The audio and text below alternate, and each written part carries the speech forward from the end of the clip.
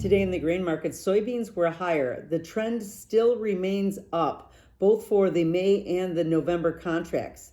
Now, the pace of the crush is also up by 4%. Some of these things just seem to lend itself to perhaps push the USDA to reduce some of the ending stocks for the report coming in this Friday. The November is still 40 cents below that May contract right now. And I think it's important to note that the at-the-money straddle for May is down 20 cents, which is seems to be a pretty large price, perhaps just indicating that the market is slowing down somewhat. Now, we've had almost $1 range over the last number of days, and right now we're about in the middle, so we have a little ways to go to try to make another new high. But it looks like that the volatility is down a little bit from 26.5% to 18.5%. That's a pretty big drop right now. The large trade action really is in the $16 calls with 5,000 contracts trading, and in the $15 calls with 4,500 contracts trading. That just means that has been bigger market swings, and as the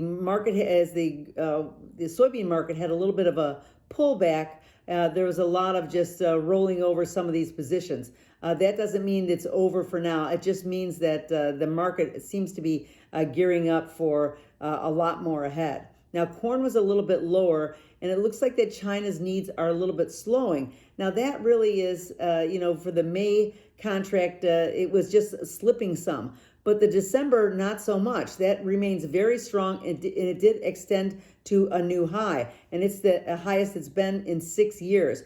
So that just is indicating that there is some uncertainty for this crop. Now, we expect that if the supplies are a little bit tighter, then everything has to go perfectly well for the entire weather condition for the growing season. So that's a tall order looking at it right now. The volatility in July is up to 33%. The May is up to 30%, and that is up from 28.5%. So in the corn, they really had a big jump up in the option volatility. That's a big indicator that corn could be what's going to be leading the market as well, even though we had a little bit of a lower trade today. Now, wheat today did firm up. The futures do remain somewhat consolidative. I mean, the crop ratings are expected to be pretty much favorable today, and it's still staying above that $6 mark, really on all, even with the deferreds back out to December. The May at-the-money straddle is down about 6 cents, with volatility down from 29.25 to 25.5%. So it seems to be contracting, even though the range of wheat had been relatively large. It's still moving kind of sideways.